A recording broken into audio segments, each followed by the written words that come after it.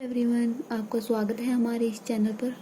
आज फिर से हम इकोनॉमिक्स का एक और टॉपिक कवर करेंगे, जो क्या है पूर्ण प्रतियोगिता बाजार क्या होता है और पूर्ण प्रतियोगिता बाजार की क्या क्या विशेषताएं हैं। पहले हम मीनिंग से शुरुआत करेंगे कि पूर्ण प्रतियोगिता बाजार क्या होता है।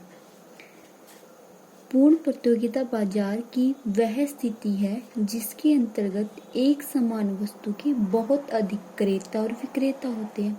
मतलब वस्तु के बहुत से खरीदने वाले होते हैं और बहुत सारे बेचने वाले होते हैं, जिससे कोई एक क्रेता विक्रेता बाजार कीमत को प्रभावित नहीं कर सकता।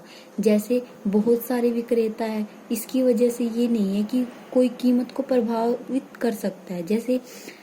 जैसे फॉर एग्जाम्पल, जैसे 100 क्या है सेलर्स है किसी चीज को बेचने के लिए, ठीक है। उनमें से अगर बाय चांस एक ने प्राइस इंक्रीज कर दिया या डिक्रीज कर दिया तो उससे पूरे बाजार पे इफेक्ट नहीं पड़ता, ठीक है। उसके बाद है सभी क्रेता तथा विक्रेता में इतनी प्रतिस्पर्धा होती है कि वह कोई भी व्यक्तिगत विक्रेता बाजार में पूर्ति को प्रभावित नहीं कर सकता, क्योंकि बाजार में बहुत सारे विक्रेता होते हैं। मतलब वस्तु का उत्पादन करने वाले बहुत ज्यादा होते हैं।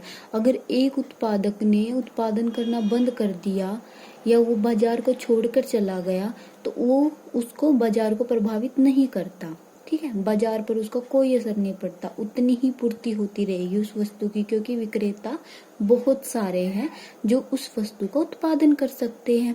जैसे कोलगेट है, कोलगेट का उत्पादन करने वाले बहुत सारे क्या है विक्रेता है। अगर उनमें से एक विक्रेता ने कोलगेट को बनाना बंद कर दिया तो उससे बाजार पे कोई इफेक्ट नहीं पड़ेगा, क्योंकि उस वस्तु का उत्पादन करने के लिए और भी बहुत सारे क्या है उत्पादक हैं, ठीक है।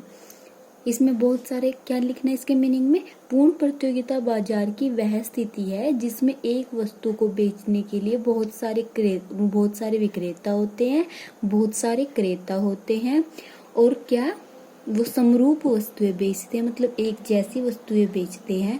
और एक विक्रेता कीमत को बढ़ाकर या कीमत को घटाकर बाजार को प्रभावित नहीं कर सकता, ठीक है।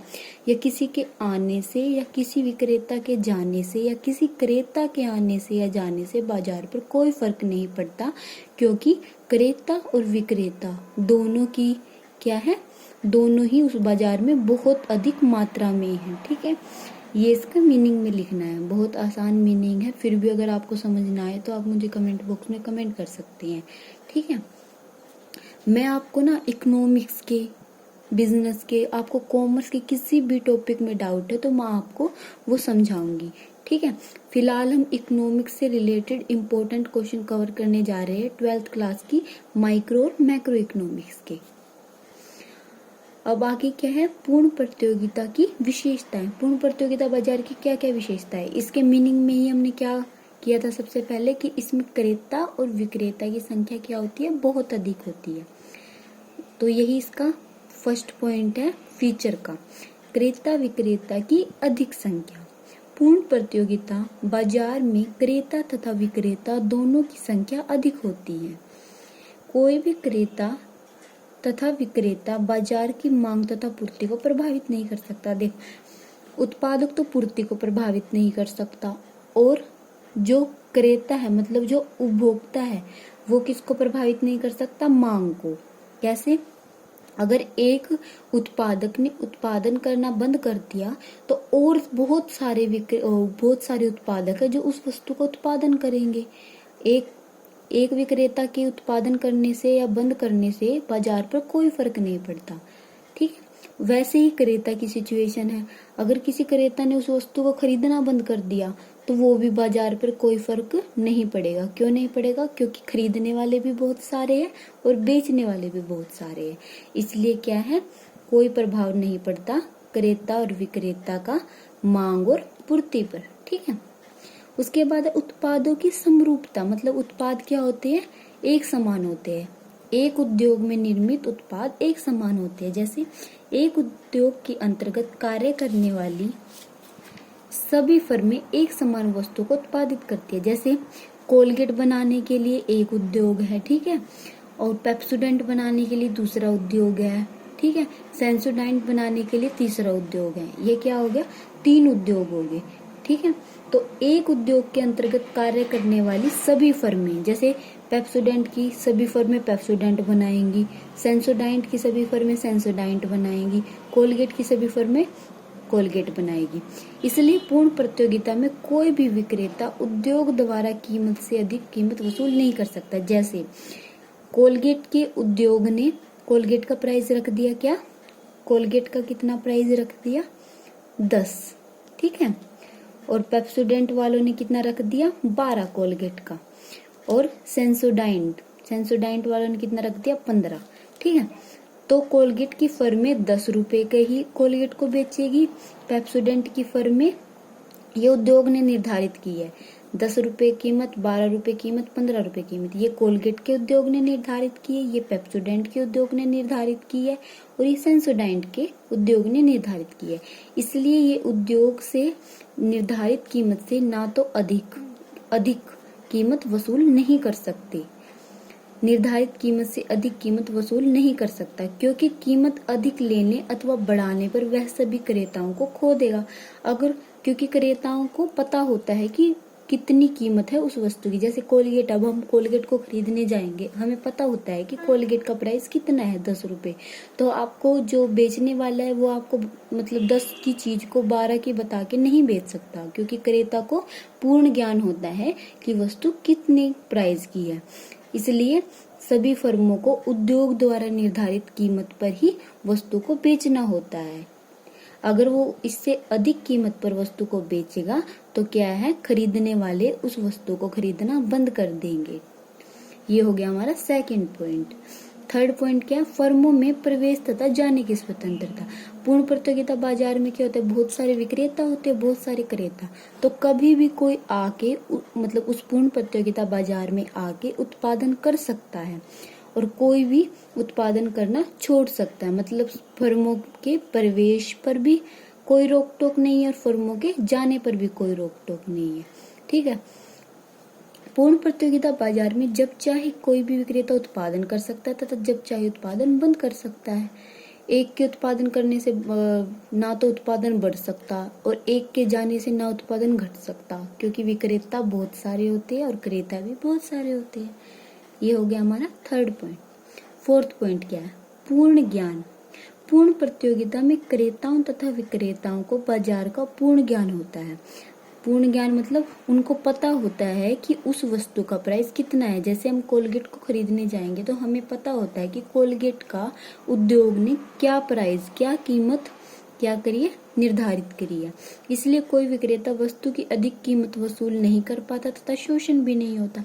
इसलिए कोई भी विक्रेता हमसे जैसे 10 की चीज को 12 की बता के नहीं बेच सकता, ठीक है। मतलब अधिक कीमत हमसे वसूल करके हमारा शोषण नहीं कर सकता, क्योंकि क्या है, हमें वस्तु की कीमत का पूर्ण ज्ञान होता है। उसके बाद निर्णय की स्वतंत्रता। पूर्ण प्रतियोगिता वाले उद्योग के अंतर्गत फर्म किसी भी प्रकार का स्वतंत्र निर्णय नहीं कर पाती। क्यों नहीं कर पाती, क्योंकि सभी निर्णय कौन लेता है, उद्योग। जैसे कितना उत्पादन करना है, कितना उत्पादन करना है, कितने मूल्य पर उत्पादन करना है, क्या उत्पादन करना है, ये सब कौन निर्धारित करता है, उद्योग। फर्मों को स्वतंत्रता नहीं होती किसी भी निर्णय लेने के लिए। उसके बाद 6 पॉइंट क्या है, समान मूल्य। एक उद्योग द्वारा निर्धारित, जैसे कोलगेट के उद्योग ने 10 रुपए प्राइस डिसाइड किया, तो सारी क्या है, फर्में कोलगेट की 10 रुपए की अपनी वस्तु को मतलब कोलगेट को बेचेंगी। पूर्ण प्रतियोगिता बाजार में वस्तु की एक ही कीमत प्रचलित रहती है।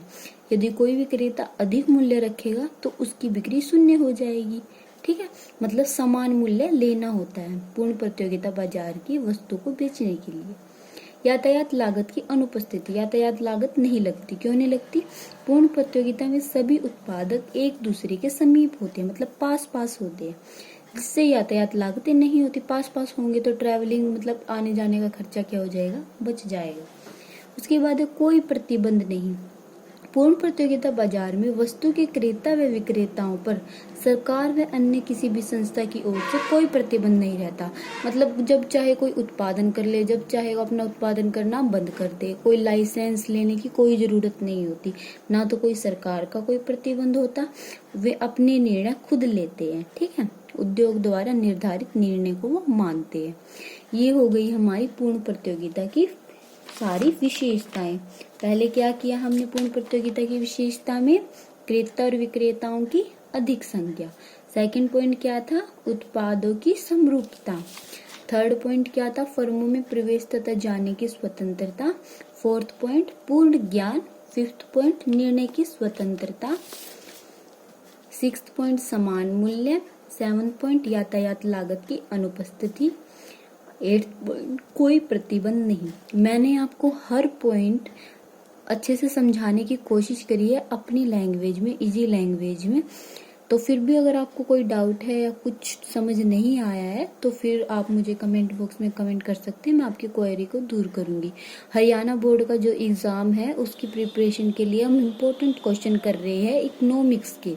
अगर आप चाहते हैं कि मैं आपको इकोनॉमिक्स से रिलेटेड और भी वीडियो बनाऊं या आपको किसी टॉपिक में डाउट है तो आप मुझे कमेंट बॉक्स में कमेंट करें, मैं उसी टॉपिक पे वीडियो बनाऊंगी। अगर आपको मेरा वीडियो पसंद आया है तो चैनल को सब्सक्राइब और वीडियो को लाइक करिए। Thank you.